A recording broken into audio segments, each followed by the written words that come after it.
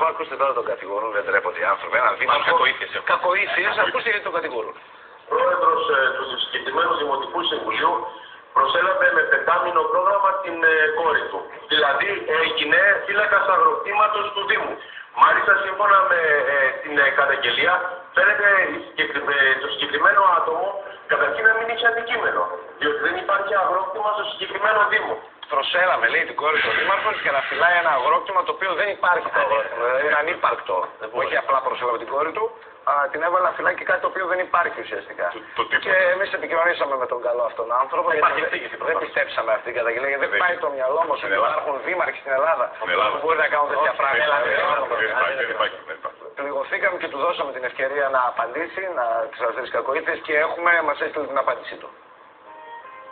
Εσείς μπορεί να κοροϊδεύετε, αλλά εγώ πάνω απ' όλα είμαι γονέας. Και ένας γονέας βάζει πάνω απ' όλα τα παιδιά του. Την έχετε δει την κόρη μου. Ο Φρέντι Κρούγκερ είναι κούκλος μπροστά της. Δοκίμασα να τη βάλω σε γραφείο. Παραιτήθηκαν οι υπάλληλοι. Δοκίμασα να τη βάλω σε παιδότοπο. Έκλαιγαν τα παιδάκια. Δοκίμασα να τη βάλω στα ελτά. Αλλά όσοι έμπαιναν, αντί να φτύνουν τα γραμματόσημα, έφτυναν την κόρη μου. Βέβαια το παιδί δεν φταίει. Ή από μένα θα έπαιρνε ή από το σόι της μάνας της. Την έχετε δει τη μάνα της? Θεά. Τη γιαγιά της στην Πυρπύλο, μοντέλο. Αμπιθιά της στη Ζαφύρο, σαν τα κρύα τα νερά. Για τέτοιο ομορφόσογο μιλάμε. Αλλά ας επανέλθουμε στο δράμα μου.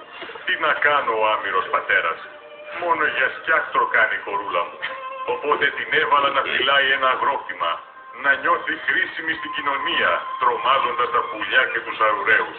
Και το βλαστάρι μου χάρηκε τόσο πολύ που όταν τη ρωτάνε με τι ασχολείται, απαντά με ενθουσιασμό: σε ένα αγρόκτημα.